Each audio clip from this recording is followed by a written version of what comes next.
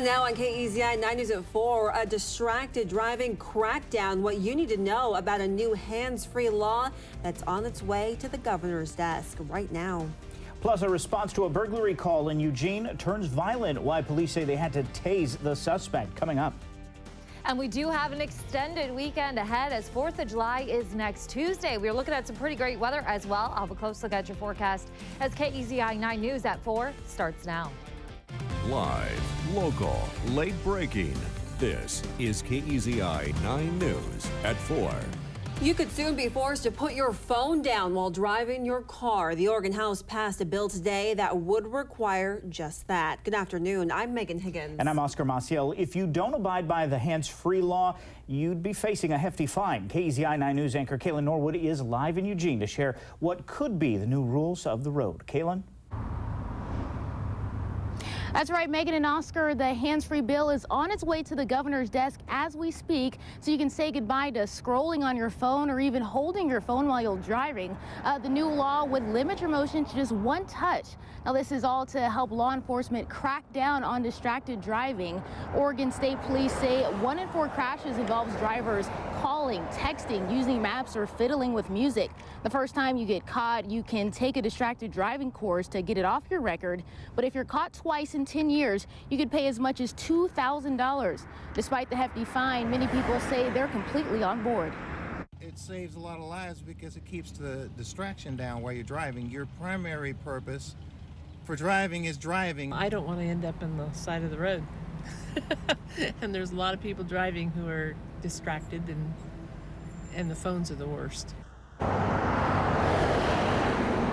If Governor Brown signs this into law, it would go into effect October 1st. States like California and Washington have already passed similar laws.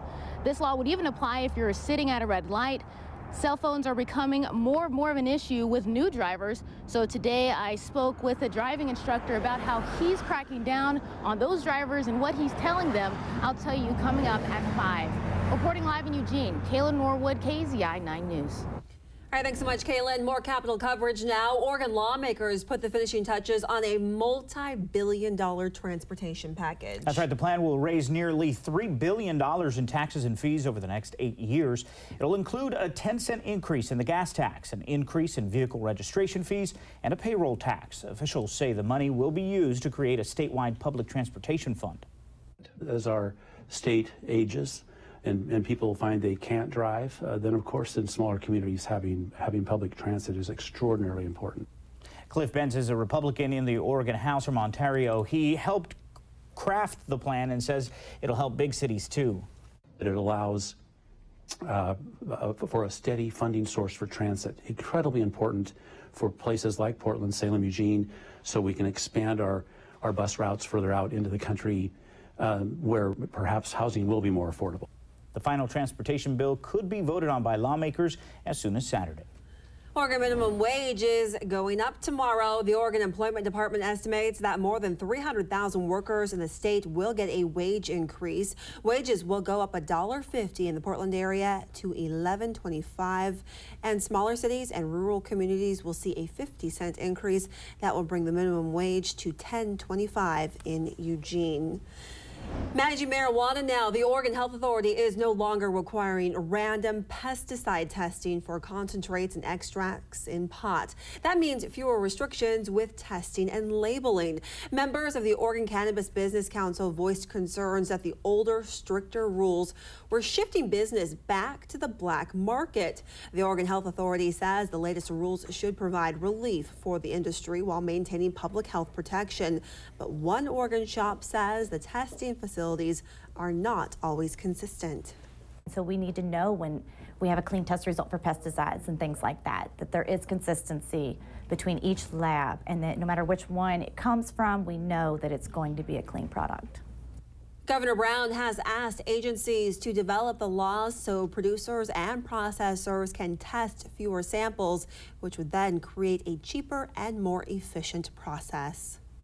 Now, your first forecast with Chief Meteorologist Marissa Walzen.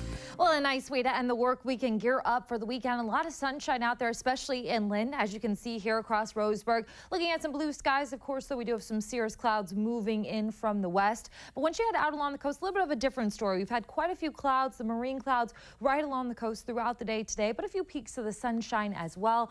Currently, we are sitting at 61 degrees in Coos Bay and North Bend. Winds are out of the north-northwest at 13 miles per hour, so nothing too breezy, but still, again, about normal for this time of year. 58 in Florence, we're at 55 in Newport, Long I-5, 75 in Corvallis, but 80 in Eugene, looking at the 70s across the passes.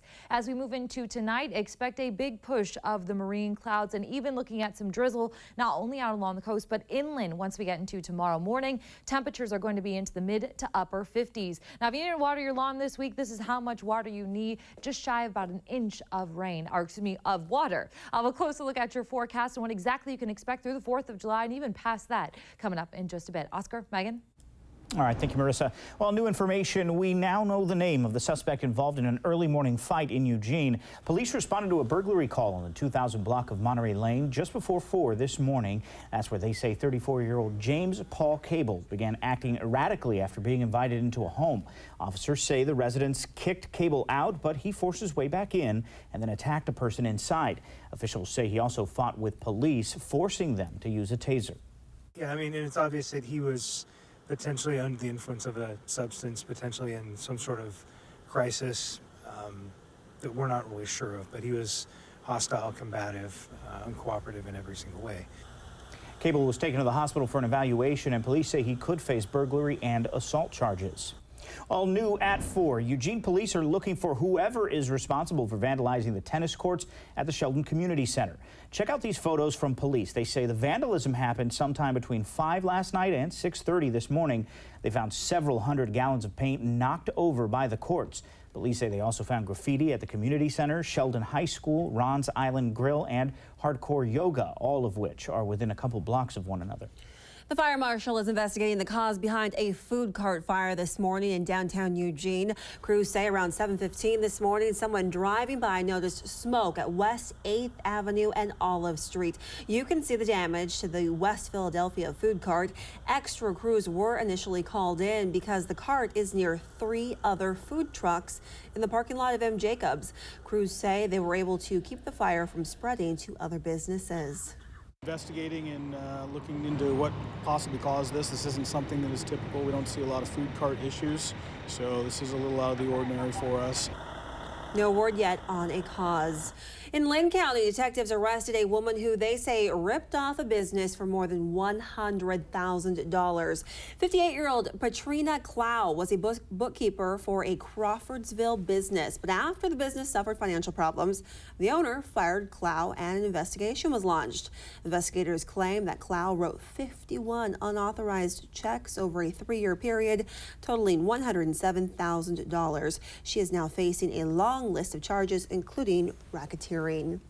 Turning now to 4th of July travel. Millions of Americans are hitting the highways for the holiday weekend, but before you can reach the beach, you have to face a whole lot of traffic. AAA is predicting more than 37 million people will be on the roads. So what can you do to avoid the jams and stay safe? Experts at Waze, a navigation app, say according to their analysis of last year's data, between 2 p.m. and 5 p.m. on Friday is the worst time to leave for your weekend getaway. And the best day is Monday. We see that traffic that day decreases by over 90%. So if you can get on the road that day, it will be a lot easier. While areas with really bad traffic predictions include key metro areas, especially on the 4th of July between 3 and 6 p.m. And don't forget about those fireworks. Last year, Waze saw 3 times the traffic following 4th of July fireworks. Well, as a record number of people hit the road this holiday weekend, officials are sending out an alert about road rage. Yep, ABC's Eva Pilgrim explores what to do if you find yourself in a tense situation behind the wheel. You've seen the stories leading your local news and polluting YouTube. Just this week, an 18-year-old murdered by an irate driver after she merged into his lane while driving home from the mall just outside of Philadelphia.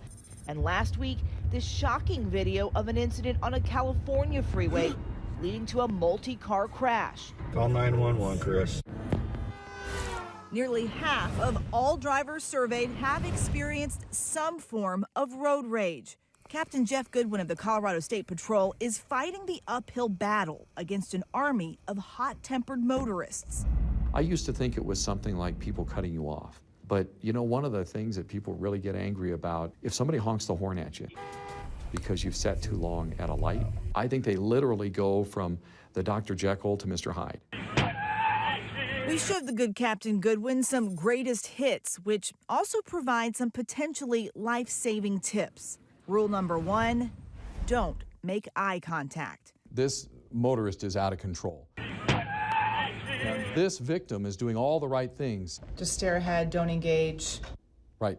Yeah, the minute you engage, who knows where this goes. Rule number 2, never approach the window. All right, wow, okay, this is more than over the top because now you have a gun involved. You never know who's packing heat. Exactly. And most important, rule number 3, you don't always have to win.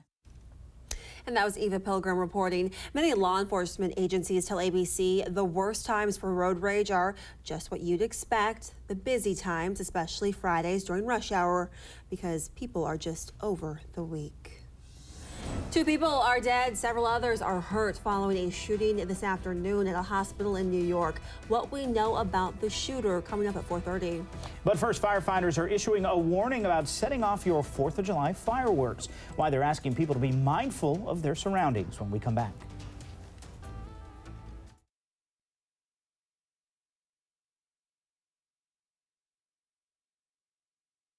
Live, local, late breaking. This is KEZI 9 News at 4 with Megan Higgins, Oscar Maciel, and Chief Meteorologist Marissa Walzan. A warning from firefighters this holiday weekend about children and fireworks. This after they say children in Forest Grove started a grass fire. Well, crews say everything is very dry right now, and a small spark can create a really big problem. Check out the video from a fire in Forest Grove earlier this week. They say it started as a call about 3 kids playing with fire, but it quickly spread. Firefighters say they don't know if the kids were playing with matches or fireworks, but they say it's a good reminder to be mindful. Keep the fireworks and the lighters and matches away from kids.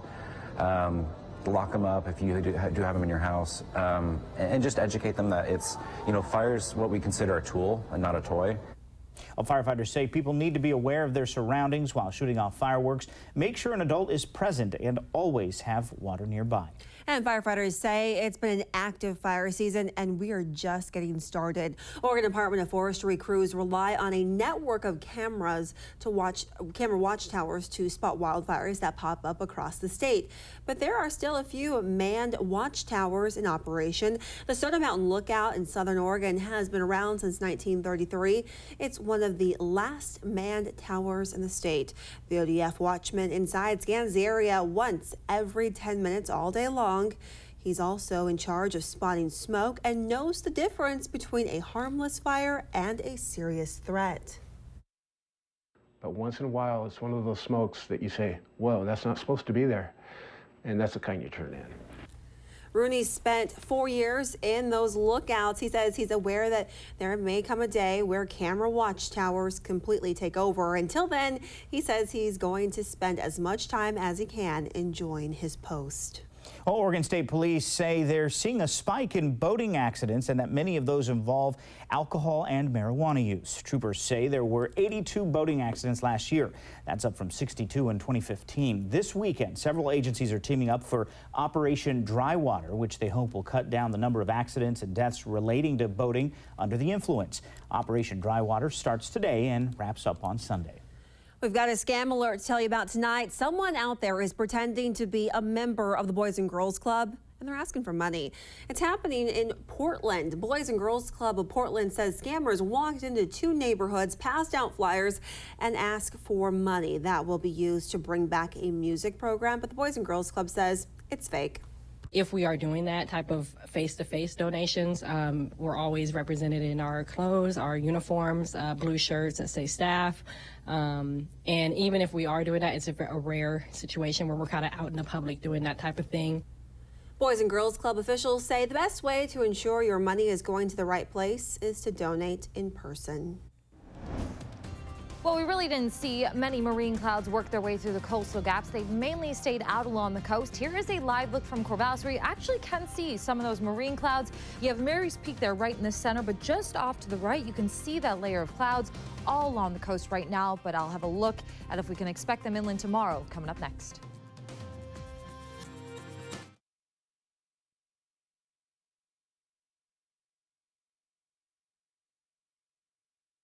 Now, Storm Tracker 9 weather with Chief Meteorologist Marissa Walzek. Well, we're looking at some pretty nice weather outside to round out this week and head into the weekend. Again, a lot of people I know have tomorrow through Tuesday off for the 4th of July, and we're looking at some pretty great weather, except we're going to have a little bit of a sluggish start. I'll get into more details in a second. Right now, though, temperatures are in the 50s and 60s along the coast, so a bit cooler today in Florence and Newport. For those of you in the Willamette Valley, chillier in Corvallis at 73. It does look like we are getting a push finally of some of the marine air, so cooling things down there. 80 in Eugene, and we're also looking at the low 80s in Roseburg. Taking a look at Storm Tracker 9 satellite and radar, we do have mostly clear skies inland, though we do have some clouds along the coast, and we actually have quite a few clouds closer to the surface. Those will actually continue to hang around the coast and then work their way through the coastal gaps as we get into tomorrow morning. So we are going to look at a stronger push, not only of clouds, but also even some drizzle as we head into tomorrow morning all across western Oregon. As you take a look at the next few hours here on Storm Tracker 9 Stormcast, we'll put things into motion heading through about the next few hours or so. By the time we get to about midnight tonight, looking at quite a few clouds moving through. Now, we do still have a chance to see a few showers, maybe an isolated thunderstorm in the Cascades, but as of right now, we haven't seen anything develop, and I do think we'll still have a small chance of that, though, within the next few hours. But once we get into tomorrow, and actually even late tonight, early tomorrow morning, things will calm down. We'll lose that chance for some thunderstorms. Here's a look, though, at early tomorrow morning, 8 o'clock. We will be starting off the day with a lot of clouds out there. If you notice a few little green spots, that is some drizzle. So we'll have some patchy drizzle with plenty of clouds. By lunchtime, though, we begin to see things break down. We should see a bit of sunshine by this point, and then a lot more on the way for the rest of the afternoon tomorrow. Looking at a sunny end to your Saturday, and also we'll keep that sunshine as we get into Sunday. So again, tonight, increasing clouds and even some patchy fog, especially along the coast. Temperatures will be in the mid to upper 50s to start off your day. If you're planning on camping this weekend, get ready for some all right weather. Again, we'll have a sluggish start tomorrow, maybe even some drizzle out there. Temperatures will be into the mid 70s by the afternoon. On Sunday, though, it'll even be warmer. Expect low 80s. And if you're staying Monday and Tuesday, expect some nice weather as well. So along the coast tomorrow, highs will, though, be in the 60s. So this will be the coolest spot over the next few days. Drizzle and clouds in the morning, partly sunny for the afternoon. The Umpqua Basin, highs near 80 degrees tomorrow. So actually a little bit cooler than today because we are expecting a lot more clouds in the morning. The Cascades, temperatures in the foothills, mid 70s, mid 60s across the passes. And finally, for the Willamette Valley here, expect temperatures into the upper 70s, so knocking off a few degrees from today's high temperatures, as again we'll have plenty of clouds in the morning. But taking a look at the 7-day forecast out along the coast, after Saturday we're looking at mostly sunny skies and temperatures in the mid to upper 60s through the end of next week. The Umpqua Basin, a sluggish start to the weekend tomorrow, so temperatures will be a little bit cooler, but we'll jump into the mid to upper 80s Sunday all the way through next week. That does include 4th of July there on Tuesday. The Cascade passes 70s after tomorrow's 60s. You can see temperatures will be even pushing about 80 degrees, so warm weather expected if you're camping in the mountains. And finally, for the Willamette Valley, upper 70s tomorrow, then 80s are on the way Sunday through next week. Great weather expected for the 4th of July there on Tuesday, and pretty much after that as well. So nice weather, guys. Clear skies, that's the important thing, right? Yes. All right. Thanks so much, Marissa.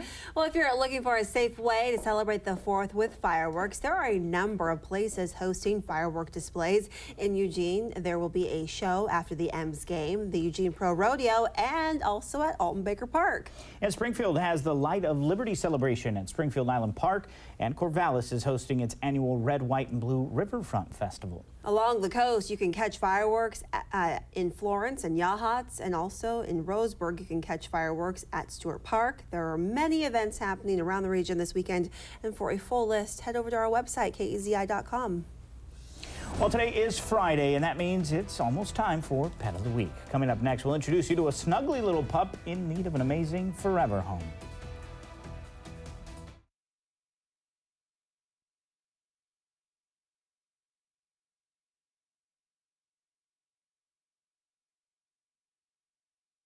Oh, it's Friday, and that means it's time for Pet of the Week. And as always, we have Janice here from the Green Hill Humane Society. And today, we have Buck. Buck, you were saying, is a cattle dog mix who's extremely friendly, very, very sweet dog here. Tell us more about Buck here. He is a super friendly working dog, cattle dog mix, but his work is actually playing Frisbee, so that's what he would prefer to do. Yes. You didn't tell me that. I wish I could adopt all the dogs, obviously, but I really want a dog that can play Frisbee, so he does that. Have you played Frisbee? I have not played Frisbee, but I hear that he excels at it. Okay, well, he's very sweet. Yes. And other dogs, cats, He kids?